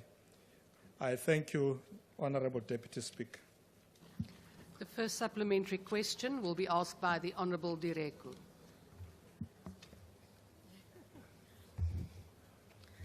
Thank you, Honourable Deputy Speaker. Honourable Deputy President, thank you for your response. Government service providers are largely private sector business and they affect the performance of government. From lesson learned, I have seen other providing quality services as per their scope of work, while on the other side, others did shady work, such as unfinished project, low quality works, etc. It sometimes compromises government on delivering quality services. So, Honourable Deputy President, what is the commitment of the business sector to improve the performance of business sector in implementing government projects? Thank you. The Honourable Deputy President. Thank you very much, Honourable Deputy Speaker. Thank you, Honourable Direko. It is true, Honourable Direko, that private sector left unchecked do cut corners. Number of projects that they have to implement. The thought leadership dialogue that I spoke about earlier, in fact, sought to create a partnership with the private sector to help empower local government, or let me say municipalities, to do their work properly. So they were bringing resources and saying to COGTA, we'll work with you to ensure that your municipalities work well. You know that most of the time, particularly government as a whole, not only national, but provincial and local government, we do sometimes bring private sector through build, operation, and transfer because we don't have all the resources we need in some of the projects.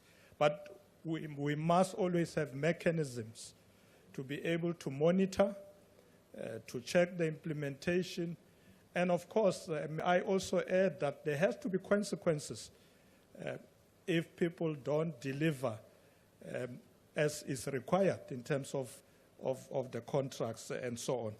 So yes, that's a matter that we will pay attention to ensure that public-private partnership don't end up in us allowing the private sector to do as they wish, cut corners, not complete projects, and so on. Of course, people in the private sector will thrive on that. So it is the duty of government to ensure that we don't bring such players in that environment. We need to bring proper business people who will be able to do proper work. Thank you very much, Honourable Deputy Speaker. The second supplementary question will be asked by the Honourable Van Zyl. Thank you, Deputy Speaker. Deputy President, the Auditor General's report has highlighted a critical lack of capacity and effective leadership within local government, issues that align closely with the National Business Initiative strategic focus.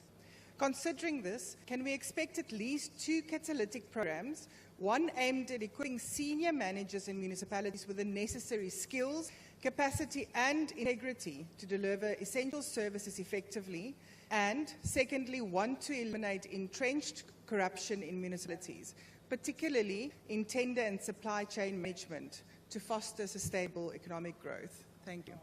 The Honourable Deputy President. Thank you very much, Honourable Deputy Speaker. Thank you, Honourable Van Zyl.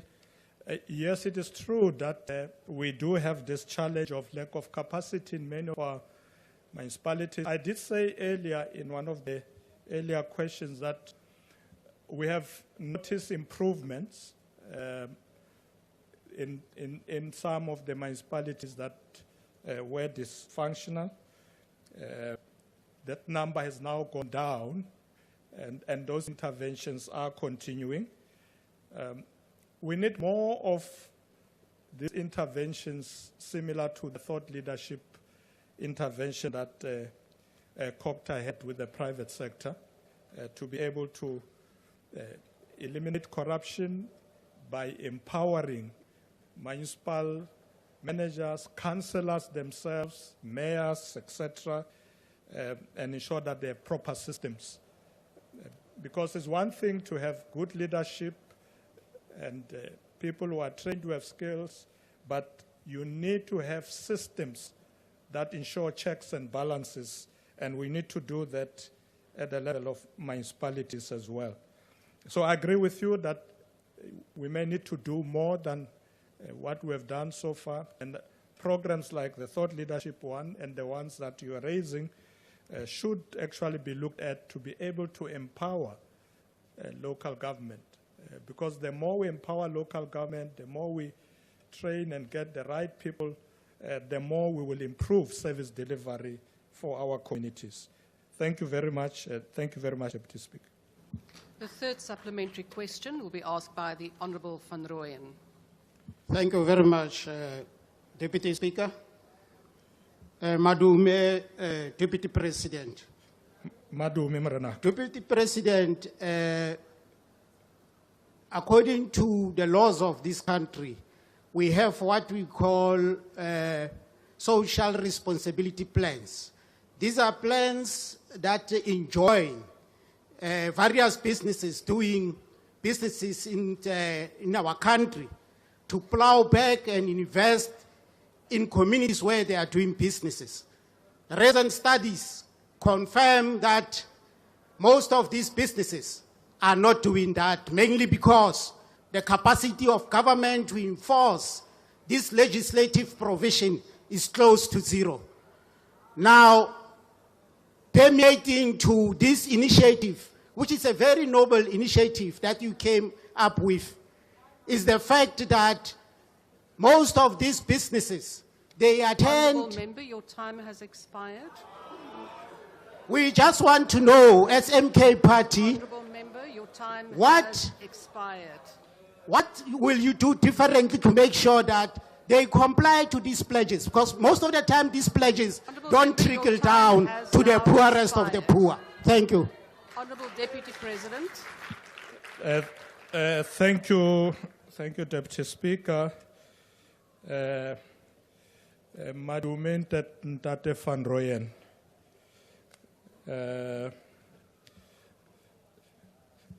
Ntate Van Rooyen, I used to work with you very well previously, and I miss you at home. I wanted to check when are you coming back.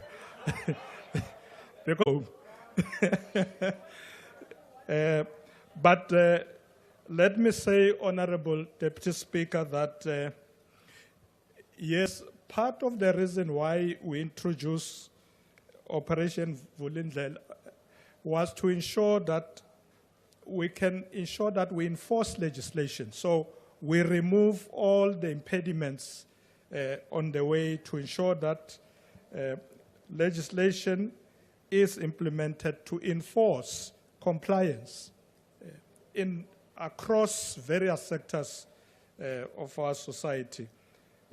So yes, if we have to do things differently, Honorable Van Rooyen, is we must accelerate enforcement, ensure that that is strengthened. One of the things the President has done, as members may be aware, was to have a minister responsible for monitoring, evaluation, and planning, Honorable Maropeni Ramokgopa. And she does a lot of this work to ensure that we don't end up approving programs, whether from the cabinet, Lekgotla, and various levels of government, but there's no implementation and enforcement. So enforcement will be strengthened to ensure that we can achieve the desired result. Honorable Van Rooyen, ke tla o bona se o buile ko gae. Ke a leboga. The last supplementary question will be asked by the Honourable Zibi.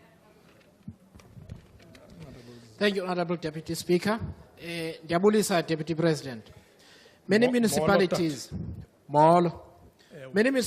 are in serious financial trouble. They owe creditors over 116 billion, with 75% of this being more than 3 months overdue. In turn, municipalities are owed 340 billion, of which nearly 300 billion is older than 90 days. About 73% of this is owed by households. I think, Honorable Deputy President, we can accept that with people struggling with the cost of living, much of that money will not be making its way into municipal coffers. Can you please say what the plan is for the financial recovery of municipalities, which is critical for service delivery? I thank you. The Honourable Deputy President. Thank you, Honourable Deputy Speaker. Honourable Zibi Ndiabulele, you are quite right. Many of our municipalities are in financial distress. I did allude earlier to the fact that when Honourable, I can't remember who raised the issue of a fund. So we are working with DBSA to ensure that we can crowd in resources in the direction of helping municipalities to be able to sort up their capacity. But you are also quite right that many communities owe municipalities. And by the way, not only communities, even business. Many businesses as well. So when municipalities can't pay for water supply from rainwater and wherever, it's because many of people in our communities don't pay. So one of the things we must do, Honourable Zibi, is to improve credit control to ensure that people do pay, but also we will sit down with the Minister of COGTA, Minister of Water, with DBSA to look at how we can ensure that we address the problem of ailing municipalities. We need to work with the Minister of Finance as well. Some municipalities are in areas where there's no tax base, so they can't really collect much, and therefore they become financially not viable, and something that we must look at. But I agree with you that municipalities must be paid. I think Minister of Finance emphasized that yesterday to say, please, all of us, let's pay for services. Let's pay for water. Let's pay for all the services we receive. Because when municipalities are bankrupt, they won't be able to supply those services. But thank you very much. It's something that we're going to prioritize with the Minister of Finance and DBSA to ensure that that number of municipalities in distress reducing must continue to reduce so that in the long run we have all our municipalities working very well. Thank you very much. Thank you, Honorable Deputy Speaker. The last question has been asked by the Leader of the Opposition. The question is about whether the government will introduce a bill to amend Section 25 of the Constitution to give effect to land expropriation without compensation instead of expropriation with nil compensation. The Honourable Deputy President. Thank you very much, Honourable Deputy Speaker.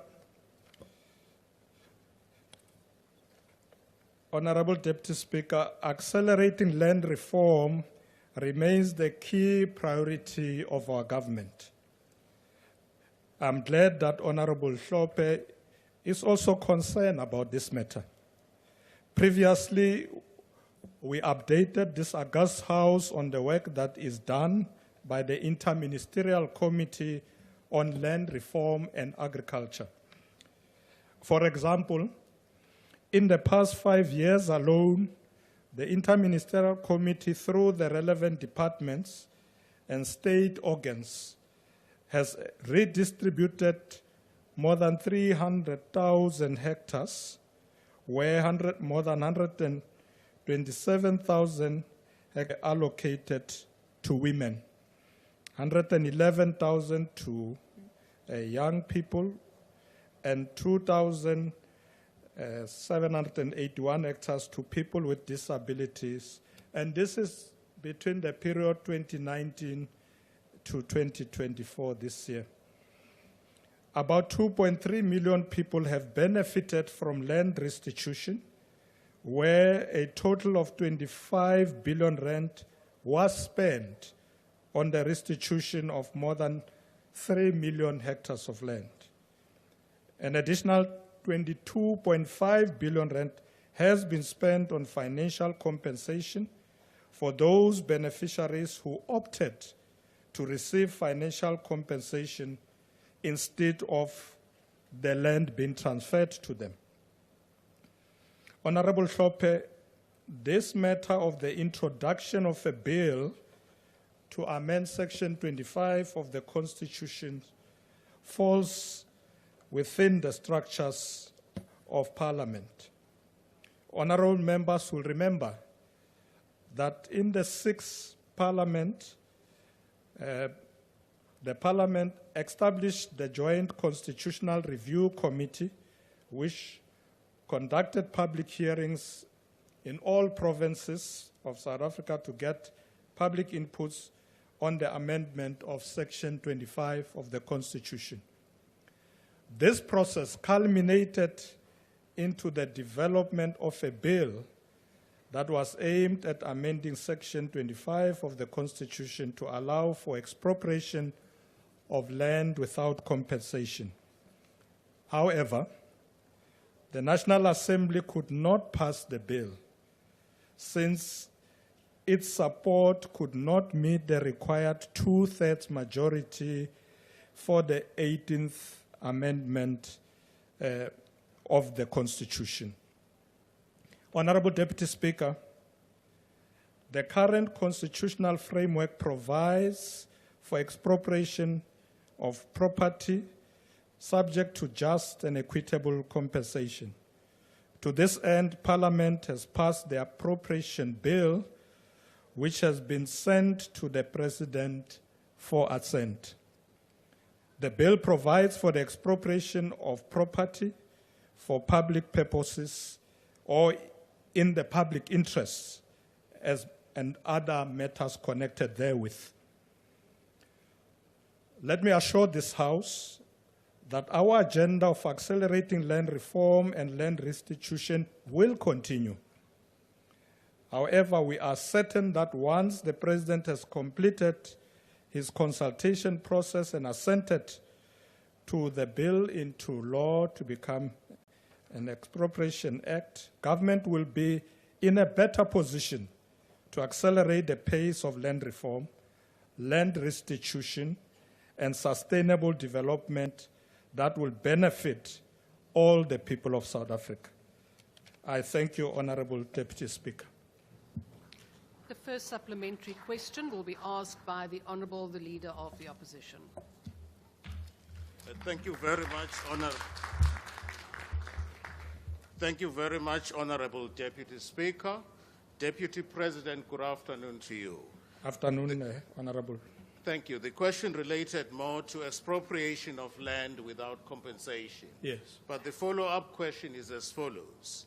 Do you concede, Deputy President, that the absence of a bill relating to expropriation of land without compensation,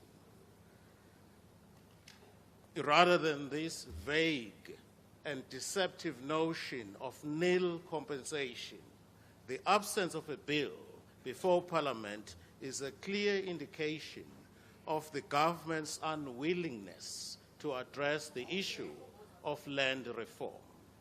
And given the ANC's conference resolution and overwhelming demand of the masses in terms of submissions to Parliament, can you please respond to MK's view that the nil compensation notion amounts to no more than a sellout posture? If you do not agree that it is a sellout posture, kindly clarify to us how nil compensation fulfills the spirit of genuine land redistribution as envisioned by the people of this country and as contemplated in your own conference resolution and the Freedom Charter. Thank you. The Honourable Deputy President. Thank you very much, Honourable Deputy Speaker. In the conference of the ANC, my recollection is that in the 55th conference, the 55th conference acknowledged and accepted the fact that we could not amend the Constitution as we wanted to. So we started there. And once we acknowledged that, the conference then said,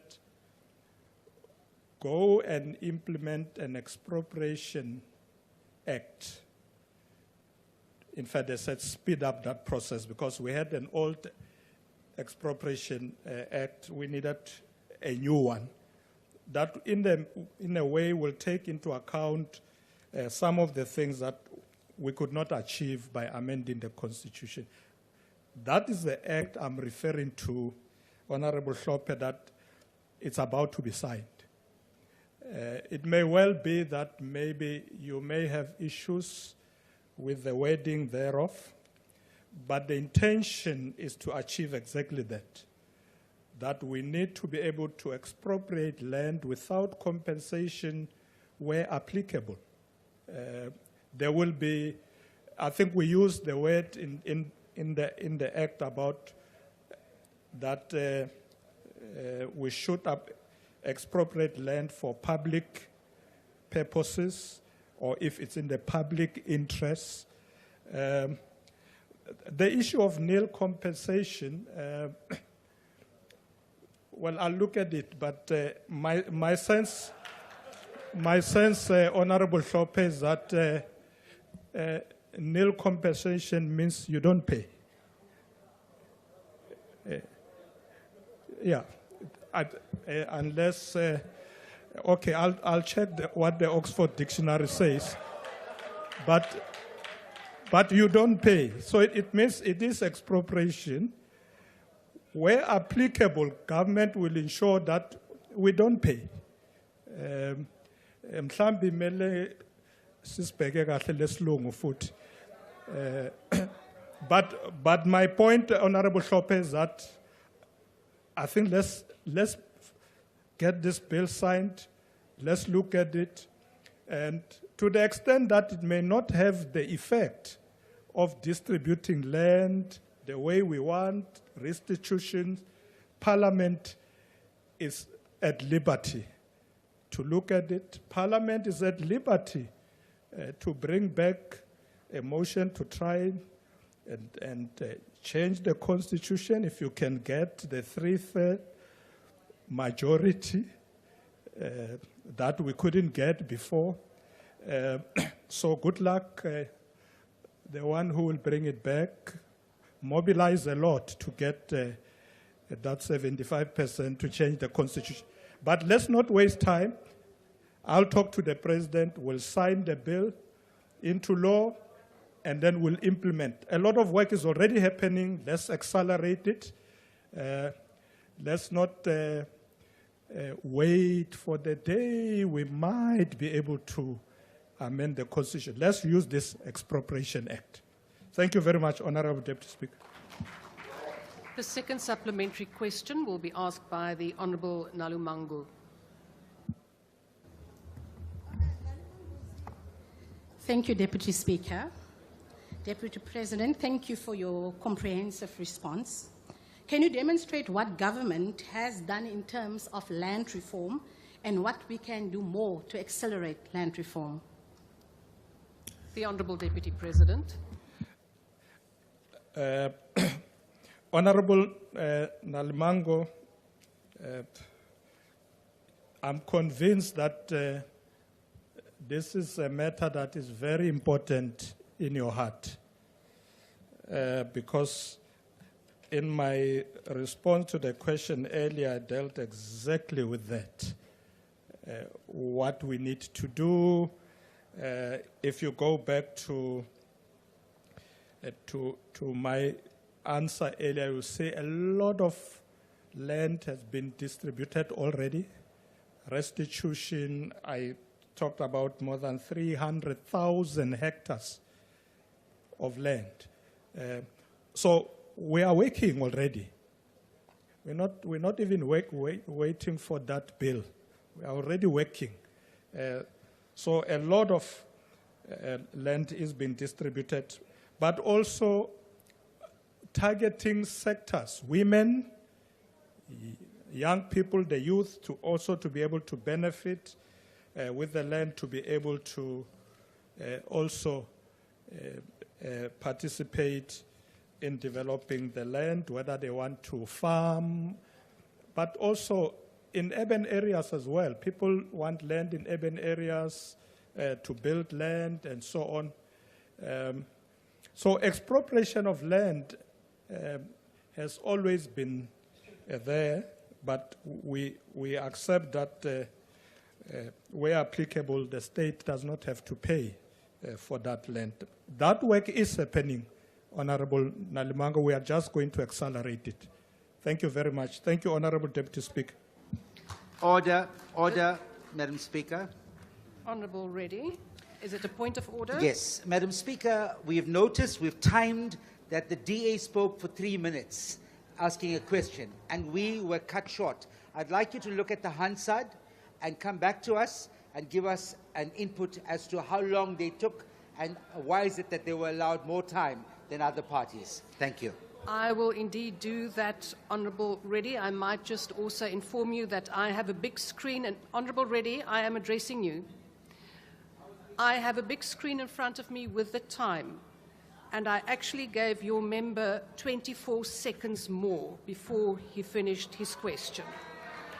But I will check on the Hansard, but I can confirm that, and the table will also confirm that. I am very strict on the time allowed. Please check the Hansard, Madam. I will do that. I have replied I will do such. We now go on to the third supplementary question, which will be asked by the Honourable Paulson. Goedemiddag, young Speaker. Nzenga Chandler Shah, President. Considering that land reform has stalled, and over the past 3 decades, only 10% of the land has returned back to natives at Honourable significant Paulson, cost. if you could perhaps just take your seat for a minute. I see there is a point of order. The Honourable Chief Whip of the DA. Thank you very much, Madam Deputy Speaker. My apologies for not standing on this earlier. It is quite far where we are sitting. Madam Deputy Speaker, the rules dictate that a point of order like that needs to be taken at the moment when the incident occurs. And with respect, I would therefore submit that it is not possible for a ruling on that matter. Honourable Reddy should have stood up when the matter occurred. Thank you. Point of order, Madam Speaker. Honourable, before you cannot take a point of order on a point of order. I first have to rule on the first point of order. So, honourable members, it is correct that you have to take the point of order on that particular point. I have, however, allowed Honourable Reddy to take the point of order, and I think it is for the good order of this House that we make absolutely sure that the allocated time has been given. But in the same vein, I also have to tell members that please, if you prepare a question, if you do your follow-up, check yourself. If you speak off the cuff and you ask a question, make sure that you are timed. Because we have had a few instances this afternoon where I had to, unfortunately, intervene to say your time has expired.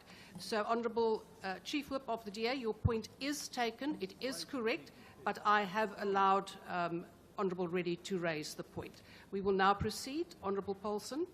Thank you very much, Deputy Speaker. Deputy Speaker, can I start from the beginning because there was an interruption? I will allow that, as I think the Deputy President would like to hear that right from the start. Yes.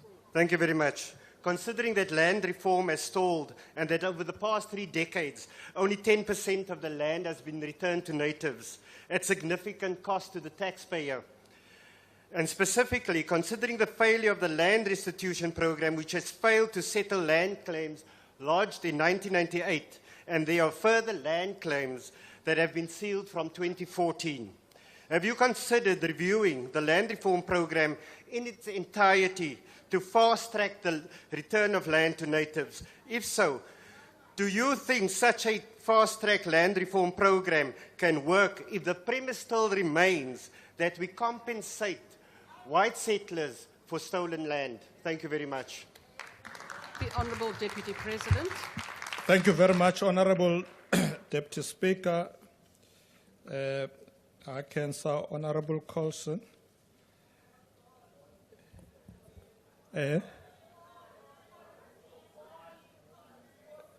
Paulson. I can say Tatani Paulson. Yes, got it right. Sometimes when I don't see who's speaking, I try and look at the list. Now I found that, no, it's a different person doing a follow-up. I was waiting for Julius. Sorry, not Julius, Honourable Malema. So I was trying to think, who's that one? Honourable Paulson, thank you for the follow-up. Yes, indeed. I think all of us accept that land reform, restitution, that this process has been slow over years. I think that's given. We've also all agreed. But the point I'm making is that we are now intervening. Let me just say, Honourable Paulson, that one of the things that we did immediately was to set up an interministerial committee on land reform and agriculture, which is now in place, as I said earlier. But there's another institution we're setting up, and it's going to do exactly the issue you're raising. We call it Land Reform and Agriculture Development Agency. It's going to do exactly that, because you're quite right. When you implement a program, you can't sit and say, I'm implementing a program for the next 10 years. You do always have to monitor and at some point review if the program is not moving according to the way you want to. So it is something that we will look at, but of course, the reason why this agency is not in place, because as you can hear, it was land reform and agriculture. Now those departments has been split into 2, so we are sorting that quickly to say where it will reside properly and what we'll call it. So it should be done sooner. But definitely I agree that as we go on, we will keep looking at our programs. And where there are challenges, we intervene to make them work better. And I think that's the purpose of review. When you review, you may not be able to review the entire land reform program, but you may be able to look at elements of it and look at those that are not really adding value as we go forward. But thank you very much for the question. Thank you, Honorable Deputy Speaker.